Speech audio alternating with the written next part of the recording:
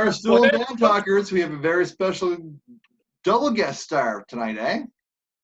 Yes. For starters, I'm Sean. And I'm Dave. And this is it. Oh, yeah. Cheers, brother. So, I first met Scott Harnish, the gentleman that we're going to talk to here tonight, and his lovely wife, probably when he was about 16 years old. He was playing with the brother of a guy that I was playing in a band with, and super impressed with him right away as a guitar player, as a singer, and as a human being. Super nice guy. Yeah. And we got to launch with this, and we'll explain in a second. So, without further ado, we have Scott Harnish and Elise Besler Harnish. Let's talk to them. Exciting news for them today. Scott and Elise, how are you? Not too bad. How you doing? What's up? Scott, do you have one of these? I don't have one of those, but I've seen one of those before. Would you like one? Sure. I found this one. As you see, I have one on my wall right there. And I found this one. So for being on the show, not everybody leaves with such lovely parting gifts, but I found that, and I'll get it. Well, thank you very much. Welcome. Thank you. Thank you. So the first thing I'm going to ask you, just with all this stuff going on, I know both you guys, really well, and I know you're both teaching, and actually, pretty much everything you do derives from music. So how is that working out right now? Are you doing some online teaching? How's that shaking down? Yeah, we both converted all of our business currently is all online. She, as is normal, teaches way more than I do, just because she has a way greater tolerance for being in a room with the person. Works both ways, Scott. Guilty. No, all my students are great, but it's just yeah, it's been good so far. I mean, we use Zoom, right? That's it's just the way that we. It's the way that we do it. It's the way it was. It wasn't. I think some people were a little apprehensive, both other teachers that we know and students. But it's kind of like, the ball's got to keep rolling, and if this is what has to happen, this is what has to happen. Sure. The other added bonus, if you have the free Zoom, you can cut them off at the 40-minute mark, so that's a good thing too, right? Yeah, I'll give you the rolling countdown. Don't worry about a thing. Let's start at the beginning, folks, because a lot of folks is like, hey, they're a handsome couple, but who in the name of God are they? So Scott Harnish and Elise Harnish, is that right? So Scott, you've been here your whole life. So let's talk about your introduction to maritime music. My introduction to maritime music?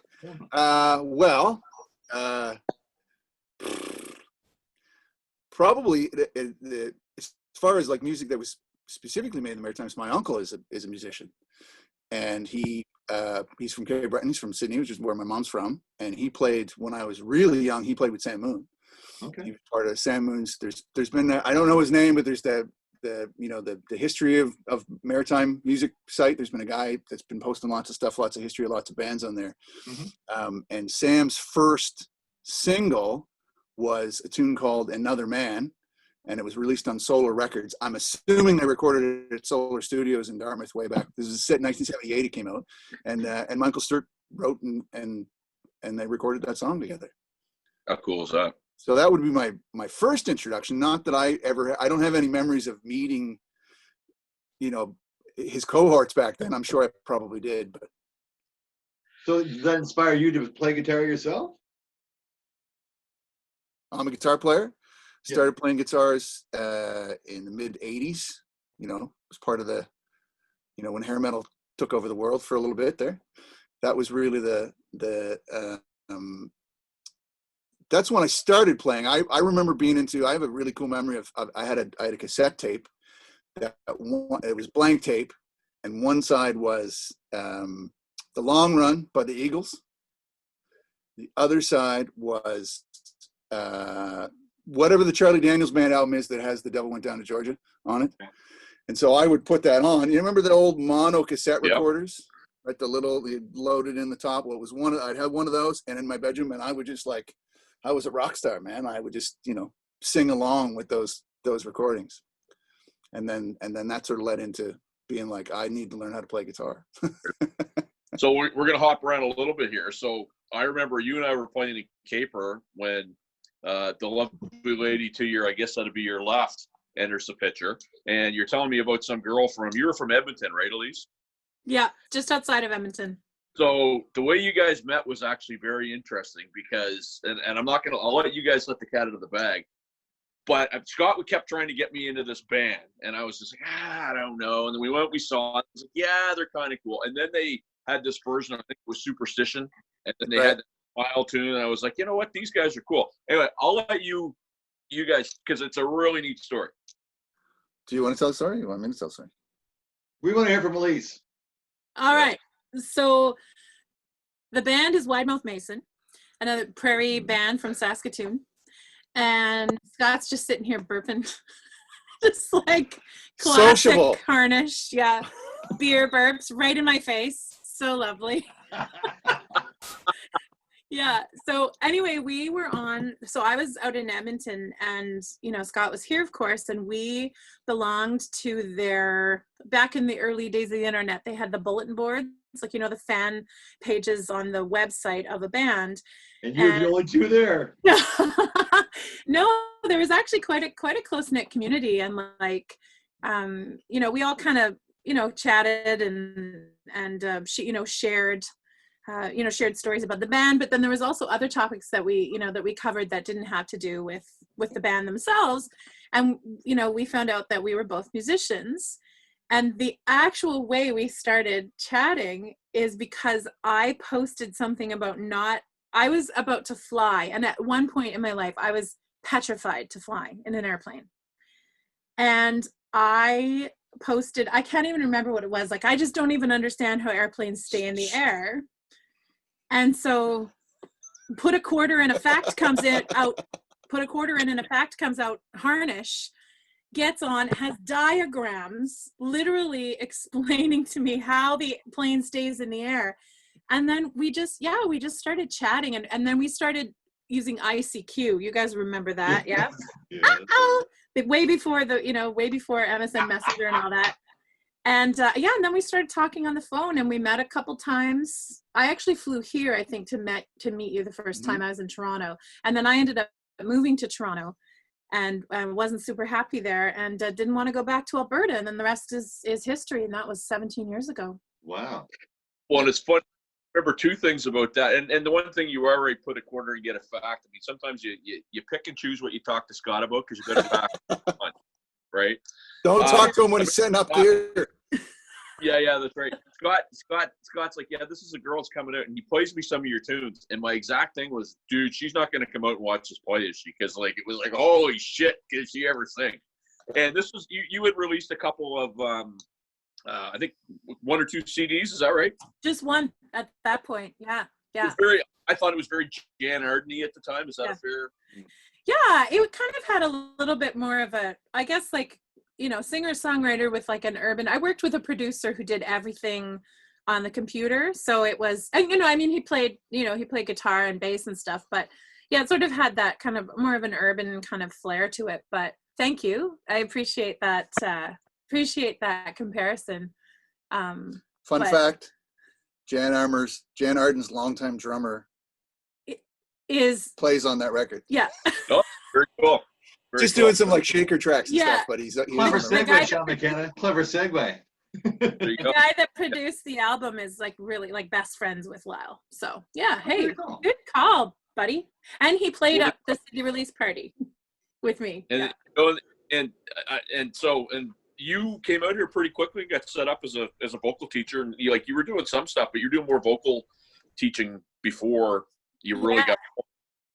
Yeah, it was right away. I started teaching for what was then the Canadian Conservatory with Music Stop, and then turned into Long and McQuaid, and I, my story, just to, if you were interested, I don't even know. I'm just gonna start rambling on about it, but I had taught. It's been 20 plus years now that I've been a voice teacher, and I've been supporting other people towards their own goals as artists and performers, songwriters. And it was there's another burp.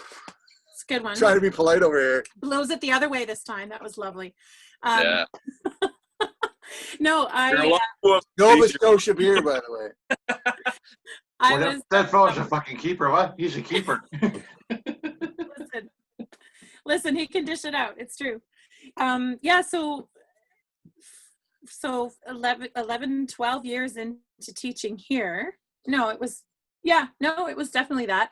I was about to turn 40, and Scott said to me, it was literally January 1st of 2016, and he said, what do you want to do for your birthday? My birthday's in September. He's like, what do you want to do for your birthday? Do you want to have a big party? And I literally had been sitting on this idea of releasing music, but all the old, stories float around in your head when you get older. I'm too old. I shouldn't do it. Who do I think I am?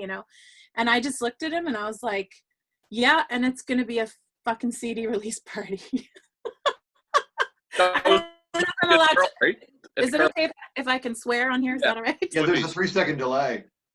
Wah, wah. It was the Carlton, yeah. Well, that's what Yeah, we did. yeah. So we did the Carlton, and then it was like just doing that after all these years of like suppressing it sort of led to some, well, really the biggest successes I've had in my career. An ECMA nom, 2 Music Nova Scotia nominations.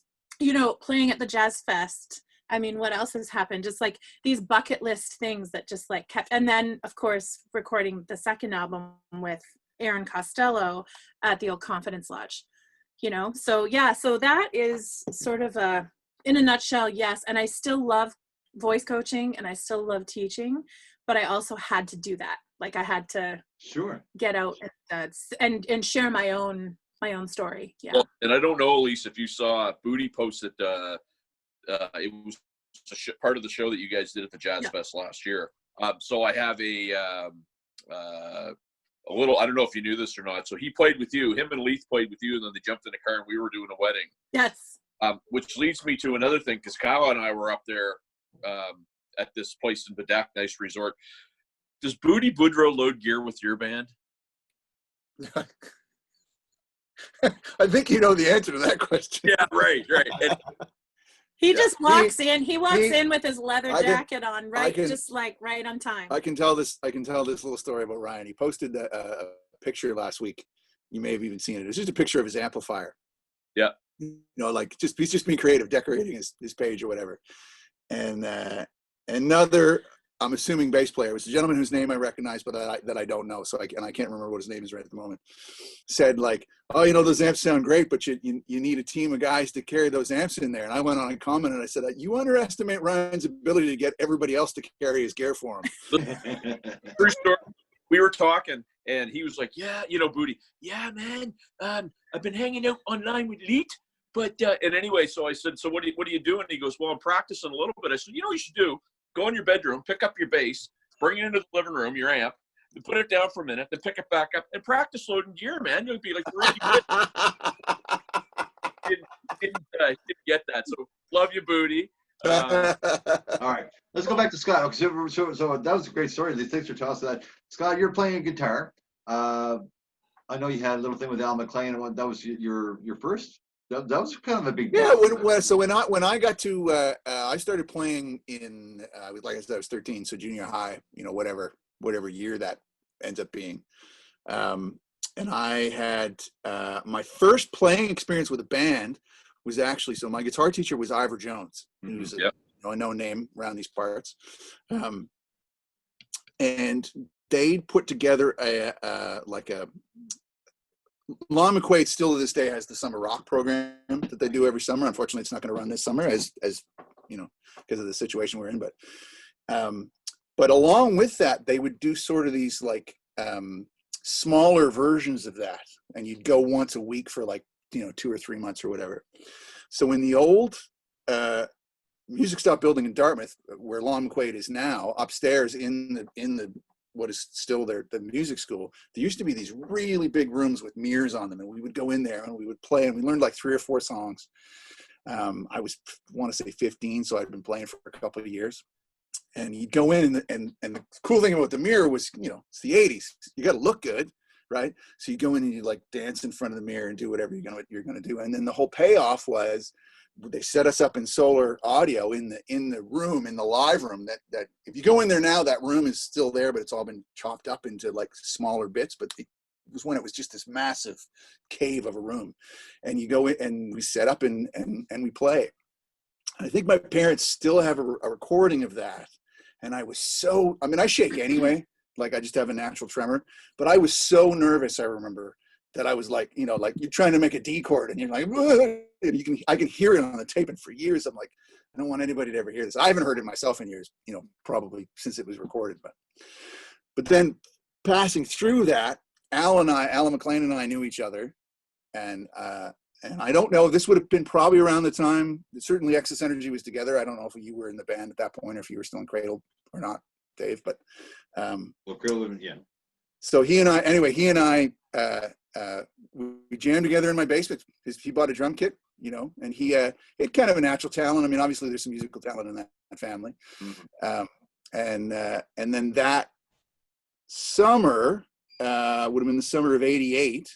So, which for me was, you know, switching schools that year, and we were jamming together. And then the next thing you know, another friend of ours came along and said, "Hey, my drummer's leaving." He had a band that was a trio that was already together, and he said, "Would you like to come play with my band?" I don't remember exactly how it all went, like as far as us going and jamming, or there's an audition or anything like that. But we got together with these two other guys that already had a band. The band was called Fragile. And the lead singer was a gentleman that is known to lots of people that are probably on this page, which is Sean Burt of Shameless. Oh, okay. So Sean Burt and I had a band together, and then he was the band leader and kind of made all the decisions, and we had no idea what to do. And he went and joined Runaway. He didn't leave the band, but Runaway, for obvious reasons, was getting a little bit more of his attention. So, as is the smart thing to do when your leader has some other interest and you don't know what to do, you fire him. Sure. So it basically just meant the band was done because we had no idea what to do. He just, you know, Sean was, as he still is now, was a very natural leader, right? So he kind of had all the stuff together. We did not. Yeah, that's fair, right? And then I met Dave McPherson. Yeah. Then talk about natural leaders right there, right? So yeah, but yeah. So you were just a kid. God love you, man. You were a kid, but what a talented kid you were. You know what I mean? And Thank you very much.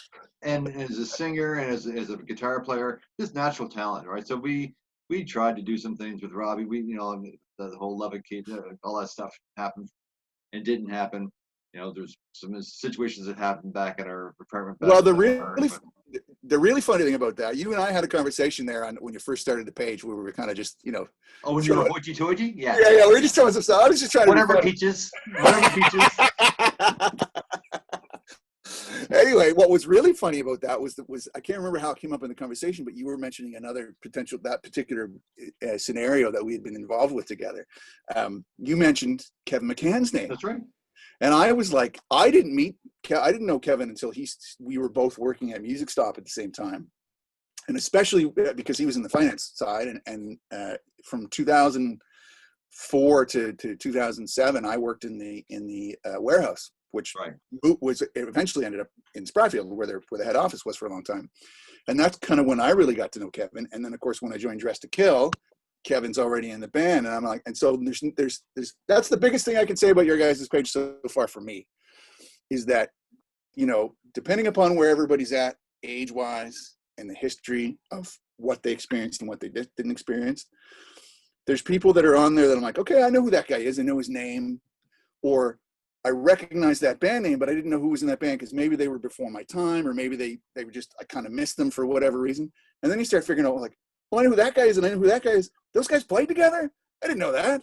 You know, that's happened a number of times, just reading people's stories, you know. We talked about that when we first started the site. I mean, we talked about the 6 degrees of separation. It's probably 2, to be honest. Like, it doesn't take long. But so, Scott, from there, you went on to, well, I guess next time I saw you, we called you to do, you know, Sean had just moved back from Ontario and was itching to play again. And I dusted, all the dust off my bass case when we started to fill in the blank band, and that eventually turned into Caper, and that's where you came into the picture again, I think, unless I'm missing something in between. You had the Fluid band. There was, as far as you and I, Dave, there was one time I don't remember what year this would have been, but I remember going to Mom's house. Yeah. With Jeff Harris. That's right. and we jammed maybe once or twice. I don't think it was even meant to be anything more than like, hey man, you want to hang out and jam some tunes? Like, it wasn't like we were trying to put a band together. We just did it a couple times. Life. Yeah. And that probably wasn't too long after the thing with Robbie and Al. Yeah, you're right. But I don't really remember exactly, when it happened. Yeah, we had Darren Shaw, we had Mike Hader. There's a whole bunch of people that came out to try out for that band, and the band never materialized. So I had some pile of gear in my basement though at the time. Yeah. So it's almost like we rehearsed this, but we didn't. So now I'm gonna go back to Elise for a second, because I had this thought as we're talking. Elise, you're going like, who the fuck are these people? Like, come on, right? And this is what's kind of neat, because you've been here now, 17 years? Yes. And you've been doing a lot of stuff, but you're probably still going like, who the frig are these guys? So, you're kind of have an interesting perspective in that you've been here a long time, but you're kind of not meeting all that. You're meeting fresh new people, if you know what I'm saying. We're like the old new friends. Right. And it's like, you don't have those preconceived, Dave and Sean are idiots, and Ryan's lazy and whatever. Like, it's just like you're just meeting them as musicians, and you're kind of choosing who you want to play with and whatever. Yeah. Is that fairly accurate? I burped again. It's just nonstop. This gentlemen. is the listen. I had to put together an IKEA shelf a little while ago. Oh, I get it. Say no more. Okay, well he can burp. He deserves to be able to burp. That's a lot of work. In my face, though, Dave? I don't know. True. Yeah. You're a pig. Yeah, Scott. I love, to your point there, Sean, I love that now in my experience with the Maritime music scene, I'm able now to say, I want that guy to play on my album, or I want that woman to produce my album. And now I can reach out, because of course it is a tight-knit community, and it's also a broad community, right?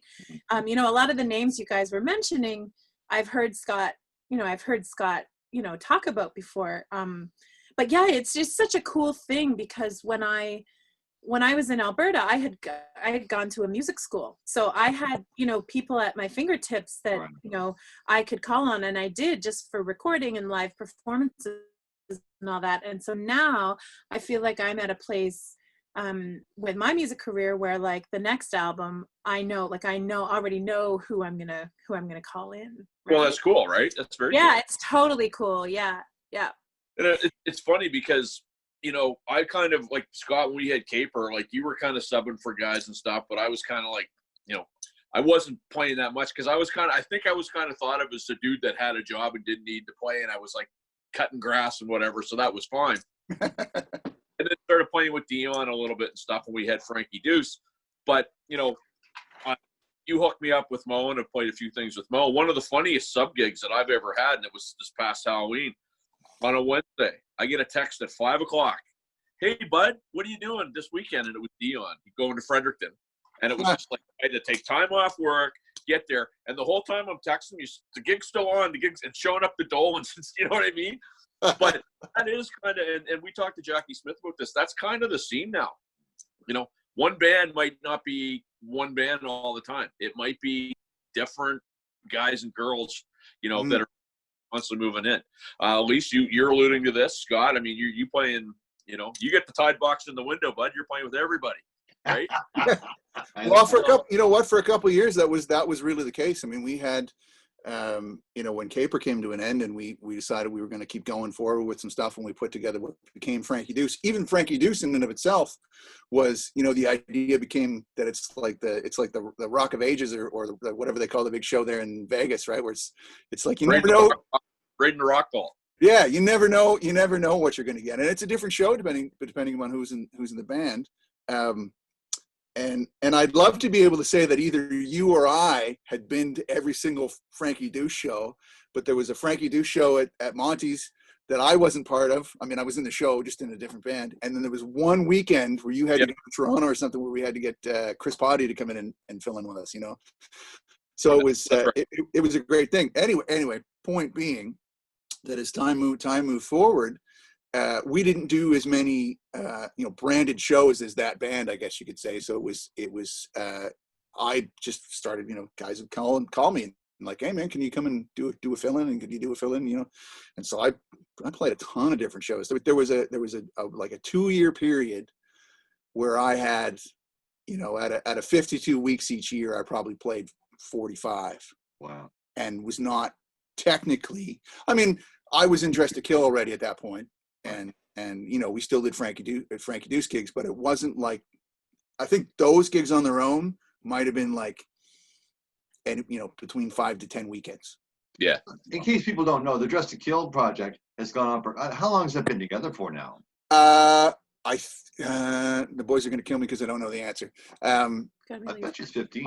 I've been, it's not quite 15. 15's probably coming up. The 10th anniversary was I think it was 2008. Might have been when they put the band together. Okay. Possibly 2007. We talked about doing some stuff for the celebration of the anniversary of the 10 years, and it didn't, not through just, everybody's got a life, and it didn't happen, unfortunately, the way that we wanted to. But we've done a couple of really cool shows in the last couple of years. I've been in the band since 2011 now, so it'll be 9 years in the fall that I've been in the band. So quite possibly one of the very best Kiss tribute acts that are around the Maritimes. I would say the very best costumes, sound, production. It's a great show. We have a lot of fun. Gene Simmons. I do. And I'll tell you, Scott, the show that you're talking about at Monty's, I actually can say I played in Kiss because on my screensaver at my office, it's a picture of myself, Brian, and Sam, and I'm playing Mark's drums, and there's your guys' big Kiss sign at the back. Logo. Yeah. And I played in Kiss. Anyway, it was kind of cool. But I tell you what I remember about that night. So a good friend of mine, Darren Fisher, who's an MP. I know who he is. I don't know Darren, but I know who he is, yeah. They were out. They were taking pictures of you guys. And I went up to Darren, and I'm like, really? Like, grow the hell up. But anyway, great. What's that? Go ahead. Well, then we did Mark Wheatley's wedding in September, and what a hootenanny that was. Oh, yeah, for sure. Great bunch of people. They got up. They did a couple Kiss tunes. Did you play with them on the Kiss tunes? I don't remember. I was there for the Kiss songs, and then I got up either before or after that and got up and jammed with you guys. I took Kyle's guitar, the infamous SG rig, and yes. And then we were going to stay to do some more jamming, but one of the two of us isn't really a morning or a nighttime owl person, so we had to take off. Another 10 years, she'll be a Maritimer. Listen, we're getting down to our 8-minute mark now, so I want to hear about your new news. So I just put out an EP today under the name Ellis and Scott, which I feel like I should talk about the name because it's confused a couple of people already. It actually is my name. That's my first name is actually Ellison, and everybody knows me as Scott. I've always gone by Scott, and it's really just it's a marketing tool. It's not any more sophisticated than that. When I first decided that I was going to use that name a million years ago, it was because I thought it sounded more rock and roll than my real name. But it's really just I'm involved in lots of different projects, and I don't know that any one thing is specifically Scott Harnish. So this is just another thing that I'm doing, and so it's got a different brand on it. You can find it on Spotify and iTunes and Apple Music and Bandcamp and Amazon Music, and I think it's on YouTube. Anywhere you stream, basically.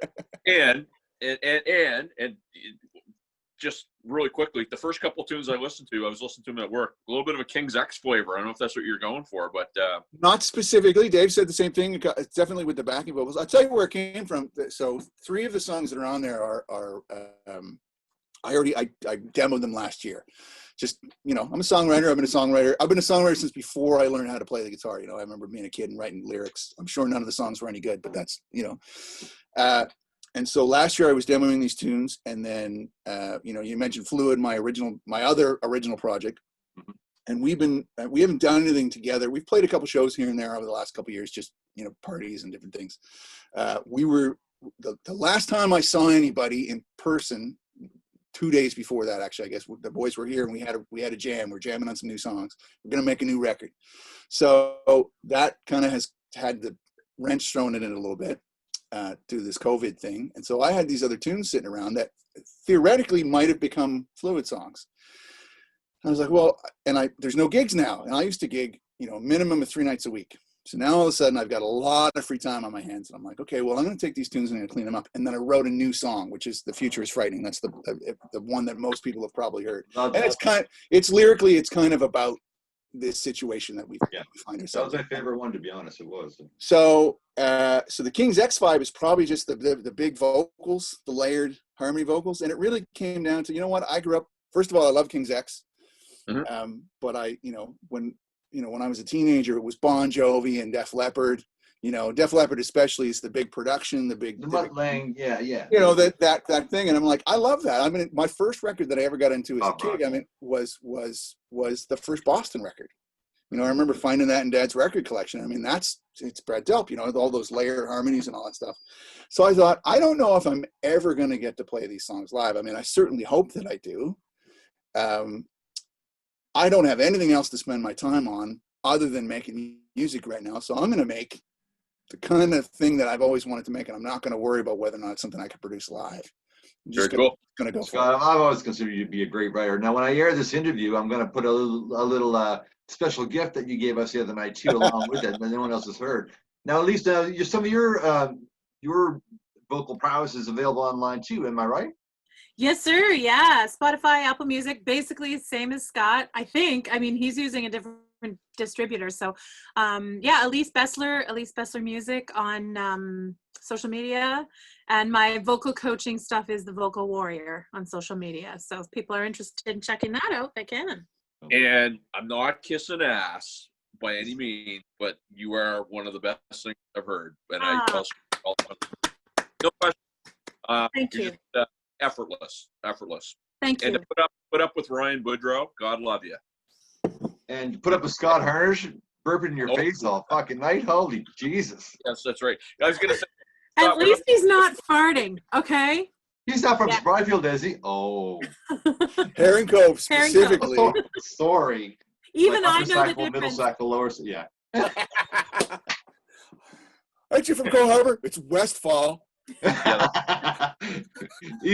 Anyhow, we're gonna go there. Well, we should, again, folks, we really appreciate you being on the show. And for us, I mean, Sean and I didn't know what we were doing when we first started. We still don't really know what we're doing, but we're trying to incorporate, reliving the past with what's going on in the future. And I think what you guys are doing is really the future. It's funny because I called this last project that Sean and I were kind of working on before COVID started, as we needed a guitar player. I call Scott. He's my go-to guy. And he's like, Dave, I can't. I'm in 5 bands. Like, what? How can you be in 5 bands? But that's the new norm. It isn't. It really is, isn't it? To be in a bunch of different projects. I get it. To make a living at it, absolutely. Yeah. One, Kyle offered Scott some dates, and I think Scott can only do 2 this year with us. So I mean, and we play, I don't know, 60, 70 shows. There were 2 out of the. I think he offered me like half a dozen at least. It might have even been more. Yeah. And there were 2 that I could do. One of which he had already offered to Leith, and Leith originally couldn't do it, and then it turned out Leith could do it, so he wanted to honor him asking that gig, which I'm totally totally cool with. And then the next one, the date got moved. It would have already happened had it happened. It would have been in March sometime. It was I think it was like a Split Crow gig or something like that. And they just needed to switch music. They needed to switch weekends. And I was like, sorry, dude, I can't do that other weekend. Well, you know what? We were supposed to be at the Crow tonight, so it's just like it's getting annoying, but it is what it is. But anyway, I appreciate you guys doing this because I know you guys are you're not the weekend warriors. You're doing it for you're doing it to pay the bills, right? So. Totally respect that, and I mean, it's great. It's awesome. Keep it up. And there's so many people, Elise, that I know that are hockey moms that actually love your music, and I don't know if you do that or not, but that is my crowd, Sean. Yeah. Well, I tell you, you're big in Portland Hills over my stretch of the way. Cheers, hockey moms. I love you. Yeah. All right. Well, guys, again, we sure appreciate it. Look for Elsa Scott, and I'm sorry, it's Elise Elise Besler. Best. Yeah. Yeah. So I have a speech impediment. I can't say that. I'll say Elise. If you can find her on Apple, I'm sure. But again, guys, you certainly live and epitomize maritime music, and we appreciate you being on the show. Thank Thanks you. so much, guys. I Cheers. love what you guys are doing. Keep it up. Yep. All right, thanks so much, and you'll hear Scott's gift to us a little bit later on. Peace out. Awesome. Barstools.